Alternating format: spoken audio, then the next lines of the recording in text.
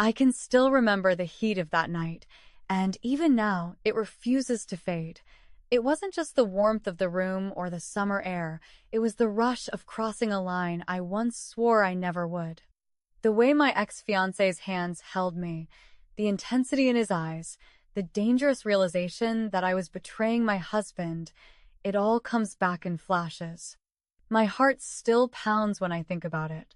You might wonder how someone ends up there, how a wife who made promises can fall into something so reckless. I've asked myself that question 1,000 times.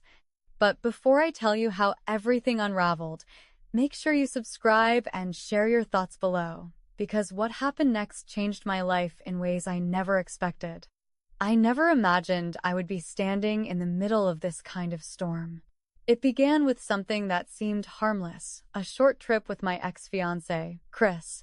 We had shared years together before I met Marcus, the man who would later become my husband.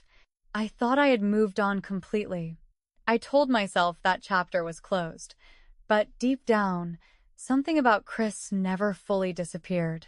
There was an unfinished feeling, a connection that lingered in quiet corners of my mind.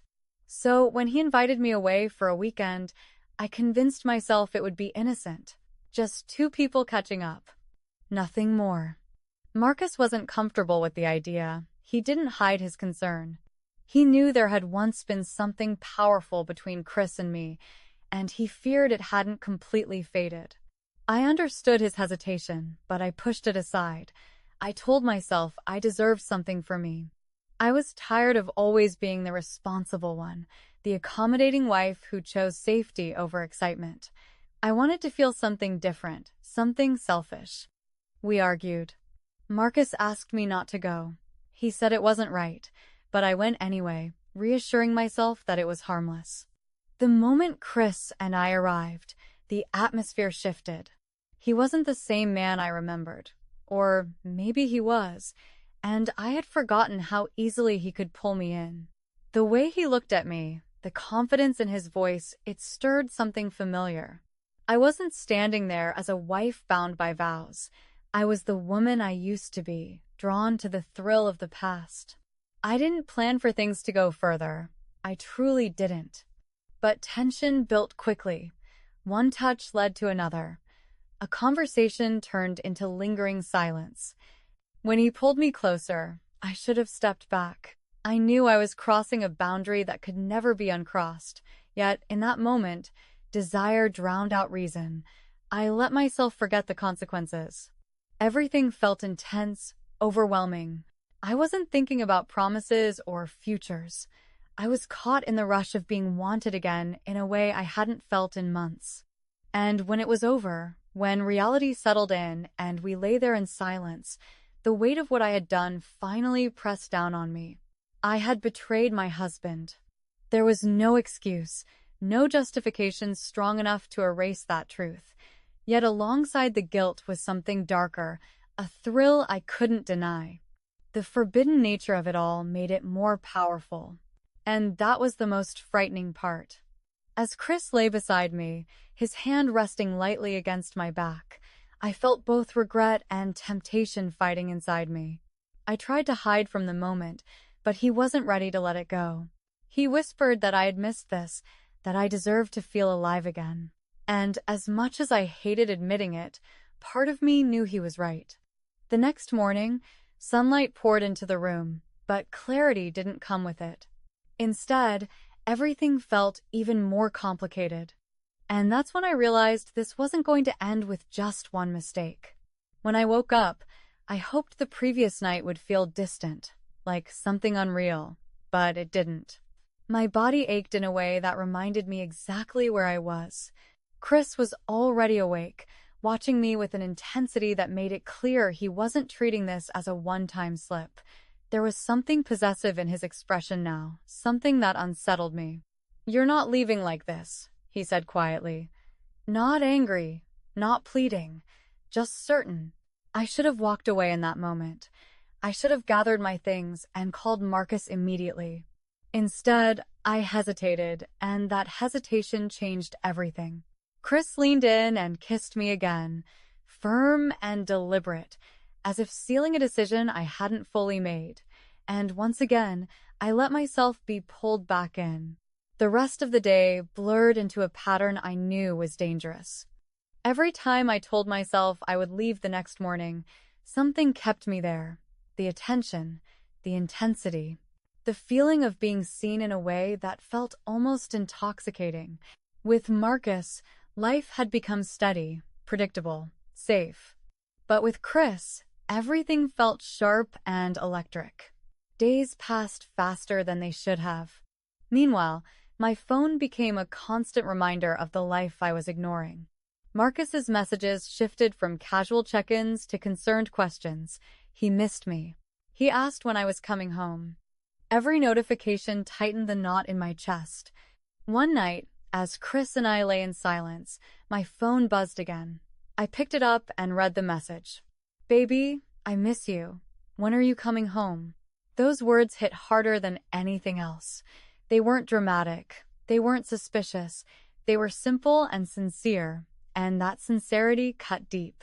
For the first time since arriving, the full weight of my choices crashed over me. I was living in a fantasy bubble, pretending consequences didn't exist. But they did. Marcus was real. Our marriage was real. And I was tearing it apart piece by piece without him even knowing.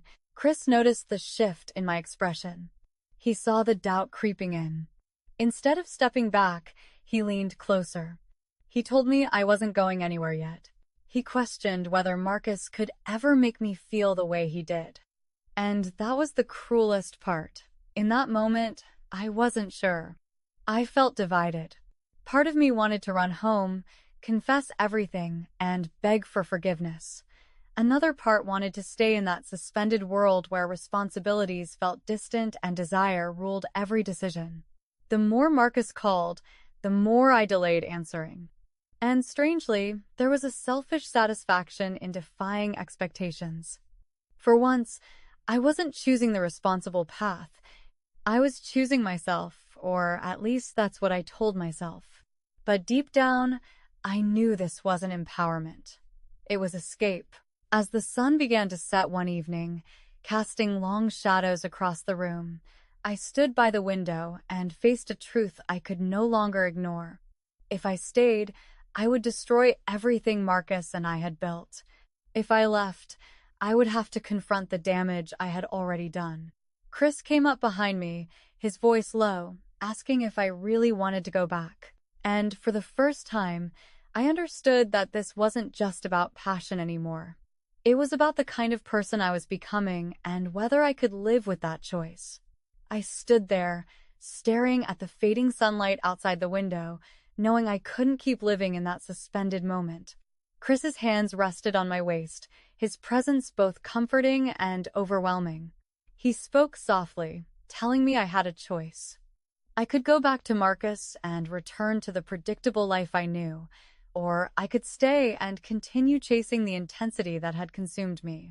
His words weren't forceful, but they carried weight. He believed what we were doing was justified because it felt real. That confidence made it harder to step away.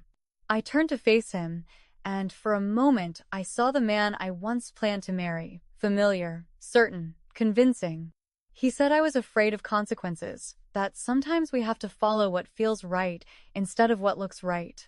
It sounded tempting. For a brief second, I considered the possibility of walking away from everything stable in my life just to hold on to this surge of emotion. Then my phone lit up again. Marcus's name flashed across the screen, followed by another message asking if I was okay. His tone had shifted from casual to worried. That concern cut through the fog I had been living in. No matter how distant I had allowed myself to feel, Marcus was still my husband. He trusted me, he loved me, and I was standing in a room that represented the complete betrayal of that trust. Something inside me finally settled. Not comfortably, but firmly. I couldn't continue pretending this was harmless. The excitement was real, but so were the consequences. Staying would mean destroying the foundation of my marriage beyond repair. "I have to leave," I said quietly, my voice unsteady but certain. Chris didn't argue. He didn't beg. His expression shifted disappointment mixed with understanding. He knew this moment would come. What we were holding on to wasn't sustainable. It was built on nostalgia and desire, not reality. Packing my bag felt heavier than it should have. Every item I placed inside reminded me of the choices I had made. The room, once filled with heat and intensity, now felt suffocating. When I finally walked out into the cool evening air, the rush of freedom I expected didn't come. Instead, I felt the full weight of guilt settle over me. Driving back, my thoughts raced. How would I face Marcus?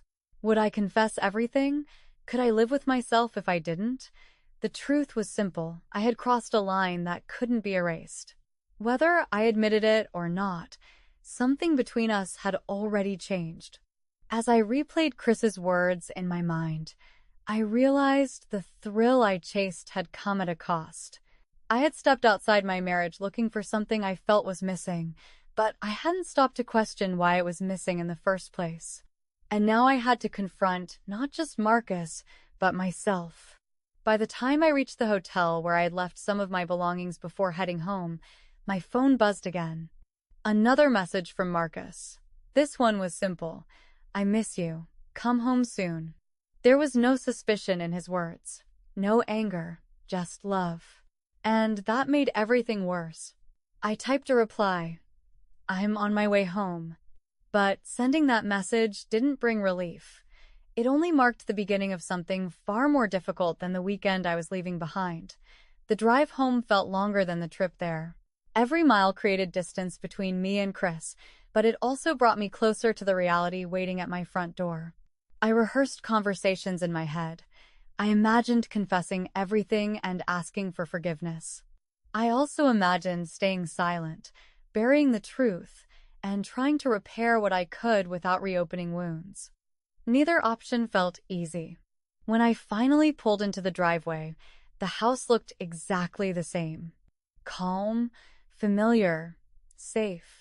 Marcus opened the door before I even reached it, relief washing over his face the moment he saw me. He wrapped his arms around me tightly, as if he had been holding his breath for days. I was worried, he admitted. That simple sentence hit harder than any accusation could have. He wasn't angry. He wasn't suspicious. He was concerned. Inside the house, everything felt normal on the surface. The same furniture, the same quiet comfort. But I felt different standing in that space. I carried a secret that separated me from him in a way he couldn't see. Marcus asked about the trip. I gave him half-truths, safe details, surface-level stories. Each word felt heavy. Lying outright would have been cruel, but withholding the truth felt just as damaging. I could see the trust in his eyes, and it forced me to confront the reality of what I had risked. That night, lying beside him in our bed, the contrast between my two worlds became painfully clear. With Chris, everything had been urgent and consuming. With Marcus, it was steady and grounded. I realized that somewhere along the way, I had mistaken stability for emptiness. I had confused comfort with a lack of passion. But passion alone wasn't enough to build a life. As Marcus drifted off to sleep, I stared at the ceiling, unable to quiet my thoughts. I knew that whether I confessed or not, rebuilding trust would require more than words. It would demand honesty, effort, and a willingness to examine why I had allowed myself to drift so far. The truth was uncomfortable. I hadn't communicated my dissatisfaction. I hadn't expressed the parts of me that felt unseen. Instead of working through it, I had escaped. In the days that followed, I tried to return to routine. Work, conversations, shared meals. On the surface, nothing had changed, but internally, everything had shifted. I saw Marcus differently, not as someone who failed me, but as someone I had failed. Chris sent one final message a few days later. It wasn't dramatic. It simply said he hoped I found what I was looking for. I didn't respond. Because what I had been looking for wasn't another person. It was clarity. It was understanding why I had been willing to risk everything for a temporary rush. Standing in my kitchen one quiet evening, watching Marcus laugh at something small and ordinary, I realized the real battle wasn't between two men. It was between impulse and commitment, between escape and responsibility. And now I had to decide what kind of future I was willing to fight for. The days after I came home were the hardest to navigate. Nothing dramatic happened. There were no sudden confrontations, no shocking discoveries.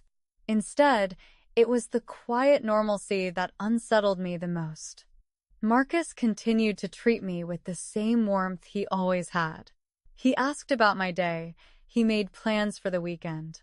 He reached for my hand without hesitation.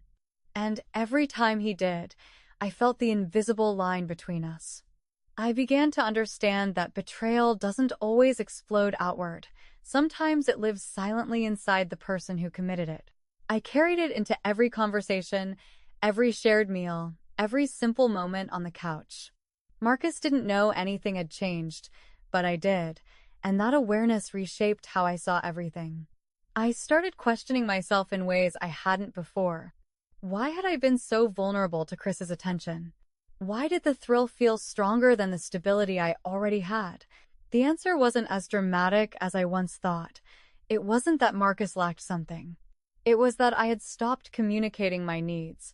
Instead of addressing the distance I felt, I had escaped into something familiar and intense. Chris represented a version of me from the past, carefree, impulsive, driven by emotion. Being with him felt like reclaiming that version. But the truth was, I couldn't live in that version forever. It didn't account for responsibility, loyalty, or the future I had already chosen. One evening, Marcus sat beside me and asked if everything was okay. He said I seemed distracted lately. His concern wasn't accusatory. It was sincere. That moment felt like a turning point. I could continue hiding, pretending the guilt would fade with time. Or I could face the deeper issue, the emotional distance that had allowed this to happen in the first place. I didn't confess the details of the trip that night, but I did start a conversation about us. About how routine had quietly replaced connection. About how we both had become comfortable instead of intentional. Marcus listened carefully. He admitted he had felt the distance too, but didn't know how to bring it up. That conversation didn't erase what I had done. It didn't magically repair trust that had been broken, even if he didn't know it yet, but it marked the first honest step forward. For the first time since coming home, I felt like I was choosing to invest in my marriage instead of running from it. Chris no longer felt like a temptation. He felt like a lesson. The excitement I once thought I needed began to look different in hindsight. It wasn't passion I lacked, it was effort. Effort to communicate. Effort to keep connection alive.